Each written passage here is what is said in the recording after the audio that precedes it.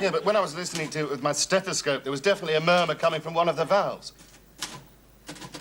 Yeah, well, look, well, see what you can do, will you? I've no idea what it is. You know what you've got there, don't you? It's a classic case of mitral stenosis with a rumbling diastolic murmur. Oh, no, Christian Bernard, it's not. It's a classic case of a red Mini 1000 with dodgy valves. Oh. Caused by Dick Stuart-Clark driving in at 110 miles an hour. Oh, really? The police should stop him. In the hospital car park? Anyway, you shouldn't be making personal calls from there. That's misusing hospital property for your own end. Oh, everybody does it, Morris. Blimey, you could say that groping nurse Patterson is misusing hospital property for your own... Mind you, everybody does that as well. I don't. No? What, does she grope you, Morris? Do you mind, Waring? I'm trying to write my book. I'm just about to start a chapter on skin. Why? Have you run out of paper? Right. Is anyone using this hospital desk? Why, you're not going to pawn it for $20, eh? Don't be ridiculous. They only give you $10 for a hospital desk. OK, chaps, in you come. Sit down. Let's get on with it. We have to discuss a very rare case. Oh, really? May I join you? If you want. Now, the evidence. I say that 3 4s beats 3 3s. Not to brag. This is cards. Brilliant diagnosis, Morris. Maybe not in Australian brag, but I was playing British brag. Now, according to the rules laid down by the Marquis of Queensberry... Oh, come on, that's boxing. Yeah, but he also played cards. Look, mate, we abide by Australian rules or else. Or else what? Or else we thump you. What are you waiting for? You better dish the cards out. Now, look, I'm trying to write a book over there. Oh, I can't see you, Morris. By the way, Duncan, what did Betty Beaumont want this morning? Do you mind? You're talking about the professor of surgery. I'm sorry, Morris. What did Professor Betty Beaumont want this morning? Nothing, really. Oh, really? And how did he approach that? Did he say, there's nothing I want to talk to you about? Or was it, I want to talk to you about nothing? Oh, no, Sir, Are you mad, Waring? no, it's just a new word game we were playing, sir. Yes, well, I would like a word with you.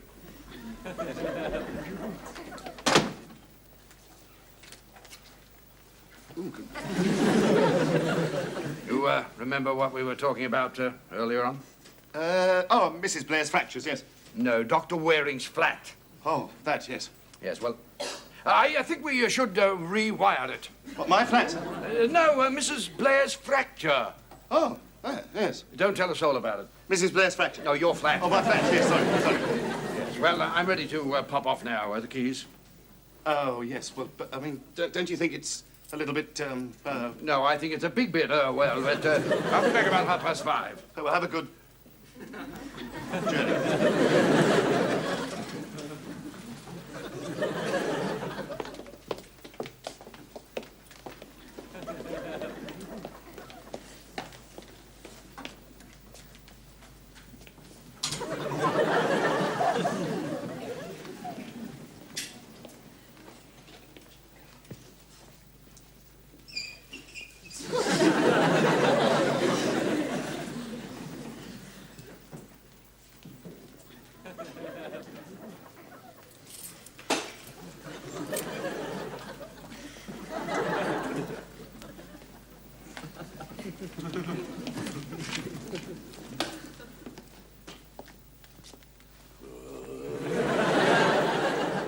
Stupid fool. Let him get on with it. Well, casino closed. Ernest Hemingway slung us out just because I threw some beer on the page of the precious book he's supposed to be writing.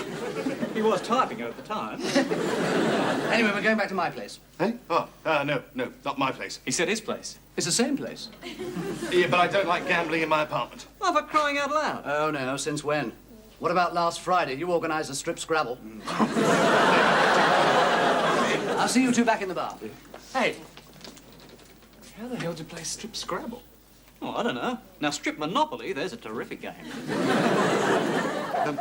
Look, Dick, it's a bit awkward, mate, but, well, I need my flat from 2 till 5 this afternoon, you see. Crafty dog. It's a bird, is it? Oh, yeah. Oh, you're amazing. Yeah. No, you really are amazing. Thank you. Because you're teaching from 2 to 5 this afternoon. What are you going to do with the bird? Phone it in? Yeah, look. Oh, big ears is listening again. Waring, how dare you? I am not.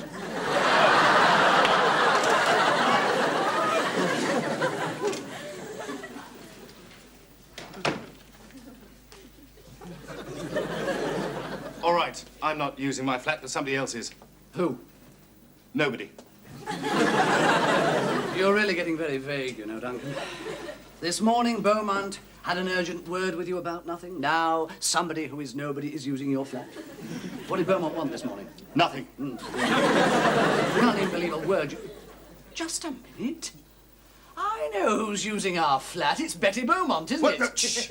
No, it isn't. Well, if Beaumont is using the flat, you'll have to sort me out with some alternative accommodation. Beaumont's office will do. There's plenty of booze in there. Oh, no. I'll tell you what. I'll give you the key to the anatomy room, right? But I do not want to find any of the samples from that room turning up in the local antique shops as Nelson's kidneys or Ned Kelly's what's-its. Well, I don't want to play cards. Good. What do you mean, good?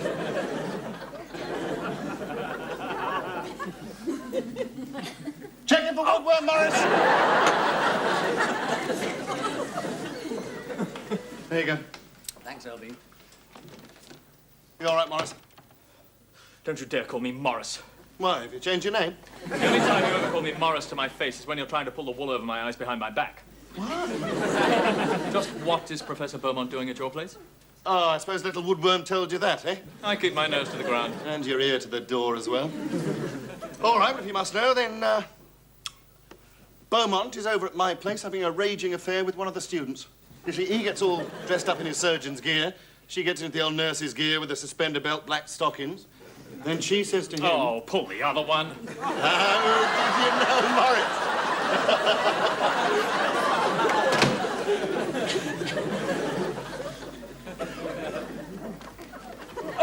Mrs. Beaumont. I am not bestowing a knighthood, Dr. Griffin, just looking for my husband. What a rare honor. We don't often get a visit from the wife of the professor of surgery. The professor of surgery is supposed to take me to the vet. Distemper. Not me, the Afghan. He's supposed to have his shots. Any idea where he is? Oh, Mrs. Beaumont, we don't allow dogs to just roam around the hospital. Not the Afghan, my husband. He's not in his office, he's not in the hospital, he's not answering his bleeper. Do you know where he is? Well, no. Well, yes. Well?